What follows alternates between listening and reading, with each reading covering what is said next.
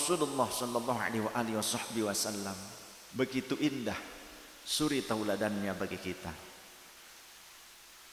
Beliau sebagai pemimpin, beliau sebagai utusan Allah bahkan. Tapi bagaimana sisi ketawaduan dan kesederhanaan Rasul? Maka kita sebagai umatnya Rasul cobalah mencontoh. Walau kita tak mampu keseluruhannya dari sisi kehidupan Rasulullah. Seorang nabi, seorang rasul, bagaimana sisi kehidupannya? Di dalam kitab Syama'il Muhammadiyah karya Imam At-Tirmidzi diriwayatkan bagian-bagian hidup Rasul, di antaranya yang mungkin bisa menjadi sebuah motivasi bagi kita dan menjadi sebuah cambuk agar kita tidak menjadi manusia yang egois. Haddatsana Umar ibn Ismail bin Mujalid bin Sa'id haddatsani abi an Bayan bin Bishrin haddatsani Qais bin Abi Hazim qala.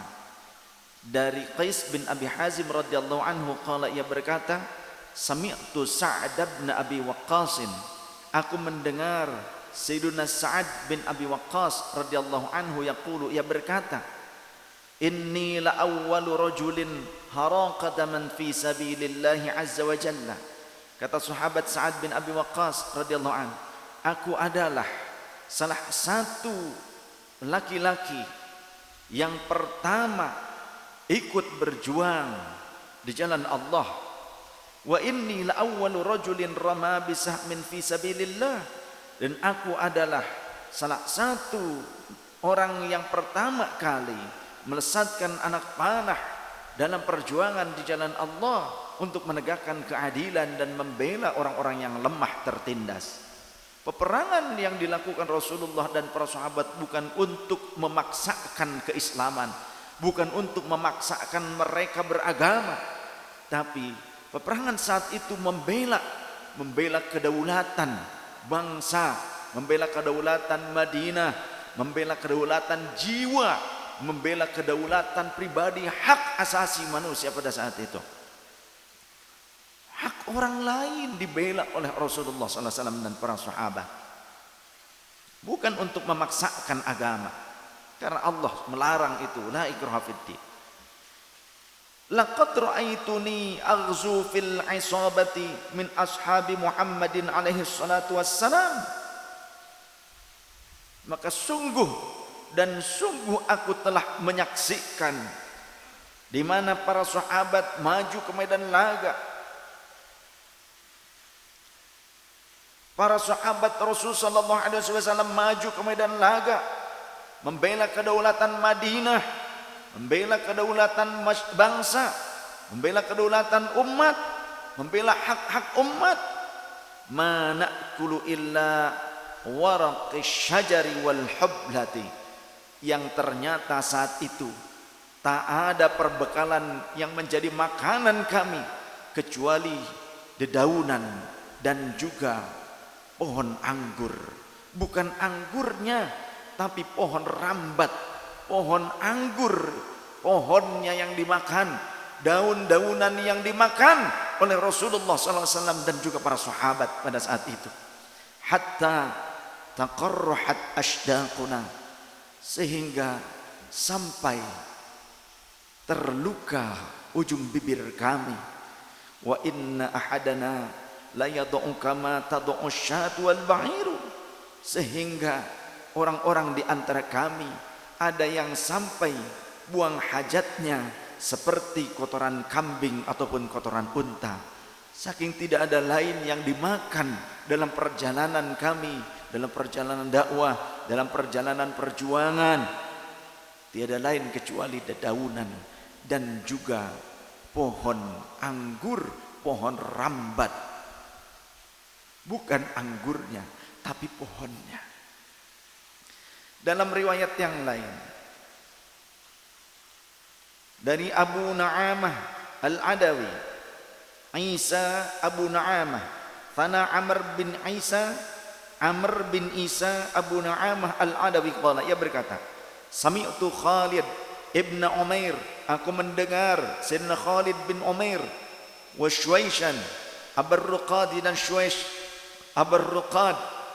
Qala, mereka berdua berkata, ba'atha Umar bin Al-Khattab, sahabat Umar bin Al-Khattab saat menjadi pemimpin, yang mengutus Utbah bin Ghazwan, mengutus Sayyidina Utbah bin Ghazwan. Wa qala, dan berkatalah sahabat Umar, intaliq anta wa man ma'aka hatta idza kuntum fi aqsa biladil arabi wa adna biladi ardil ajami. Pergilah engkau, bawa teman-temanmu hingga ke ujung perbatasan bangsa Arab dan bangsa Ajam. Fa'aqbalu hatta idza kanu bil mirbadi wajadu hadzal kadzana. Kemudian lantas mereka pergi menuju ke tempat yang diutus oleh sahabat Umar tersebut. Sehingga ketika mereka sudah berada di daerah Mirbad, mereka dapati suatu tempat, ya. Faqalu, lantas mereka berkata, mahadih. Teman-temannya yang mereka bawa itu bertanya, tempat apa ini? Qalu, lantas Khalid bin Umair dan Syuais Abar-Ruqad menjawab, hadhil Basratu, ini adalah Basrah, daerah Basrah di Irak. Fasaru hatta idza balagu hiyal al-jisr as-saghir. Lantas kemudian mereka berjalan hingga mencapai suatu jembatan yang kecil, yang sangat kecil. Faqalu, lalu mereka bertanya lagi. Mereka berkata, mereka menyatakan, ha huna umirtum fanazalu fadzakarul hadits bitulihi. Inilah tempat yang dulu kami pernah diutus oleh Rasulullah SAW untuk pergi ke daerah ini. Faqala Utbah bin Ghazwan, Sayyidina Utbah bin Ghazwan lantas bercerita, laqad ra'aituni wa inni lasabi'u sab'atin ma'a Rasulillah sallallahu alaihi wasallam. Sungguh aku memandang bahwa aku adalah orang yang ketujuh dari 7 orang yang beserta Rasulullah SAW. Waktu itu kami bertujuh bersama Rasulullah SAW. Aku adalah orang yang ketujuh saat itu dari 7 orang, di antaranya baginda Nabi SAW. Malana ta'amun, kami saat itu dalam perjalanan yang jauh dari Madinah ke Irak ke Basrah, jalan kaki. Kami tidak pernah memiliki makanan apapun pada saat itu. Kami tidak mengkonsumsi apapun pada saat itu, illa waraqus syajari, tiada lain kecuali dedaunan-dedaunan dari pohon yang kami lalui. Hatta taraqqa'at ashdaquna, sampai-sampai membuat luka di ujung bibir kami. Faltaqattu burdatan, lantas aku hamparkan saat itu burdahku, selendang yang tebal yang bisa menyelimuti. Faqasamtuha baini wa baina Sa'din, lantas aku berbagi alas tersebut dengan sahabatku, yakni Sa'ad. Fama minna min ulaika sab'ati ahadun illa wa huwa amiru masrin minal ansari wa satujarribunal umara ba'dana. Dan tidak ada satu pun dari kami yang 7 orang itu, tiada lain kecuali setiap orang di kemudian hari ternyata menjadi penguasa, menjadi pemimpin di setiap daerah masing-masing. Dan kalian pun akan menjadi para pemimpin di kemudian waktu setelah kami, wahai teman-temanku. Dari kalimat riwayat hadis ini dapat dipahami begitu pahit ketirnya Rasul dalam kehidupannya. Bahkan dalam perjalanan yang jauh, yang mungkin menghabiskan waktu cukup lama dari Madinah ke Basrah. Basrah itu Irak. Pulang pergi, tidak ada yang dikonsumsi oleh mereka, tidak ada yang dimakan oleh baginda Rasul, kecuali hanya dedaunan saja. Inilah yang menjadi landasan di mana para mursyid kita mengajarkan kepada kita, mendidik kita, melatih kita dengan masyaqat, melatih kita dengan kesederhanaan agar kita menjadi orang yang pandai bersyukur. Sahabat-sahabatku sekalian, syukurilah apa yang Allah berikan kepada kita. Jangan selalu menuntut dan menuntut. Begitu pula menuntut Allah agar menjauhkan kita dari neraka dan memberikan kita surga. Kita sering kali menuntut kepada Allah dan bahkan seolah-olah jika Allah ridho kepada kita, Allah harus memberikan surga kepada kita dan pasti akan memberikannya. Tapi jika Allah tidak ridho kepada kita, maka pasti Allah akan memasukkan kita ke dalam neraka. Seolah-olah ukuran ridho dan murkanya Allah itu adalah surga dan neraka.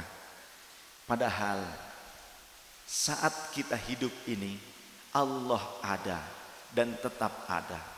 Sebelum kita lahir, sebelum kita hidup, Allah telah ada. Saat kini Allah ada. Saat kita wafat, Allah tetap ada dan hidup.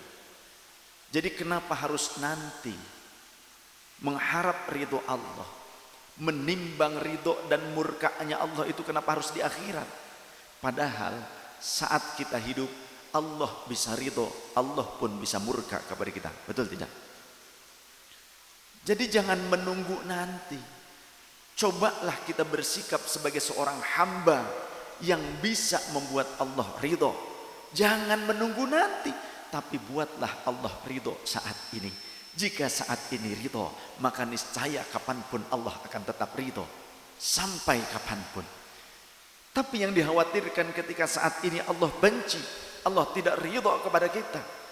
Jangan menunggu nanti di akhirat. Saat kita hidup pun mungkin Allah akan menyiksa kita. Tak perlu dengan surga dan neraka. Saat ini pun Allah ada dan Allah bisa memberikan balasan itu kepada kita saat ini. Wallahu a'lam bishawab.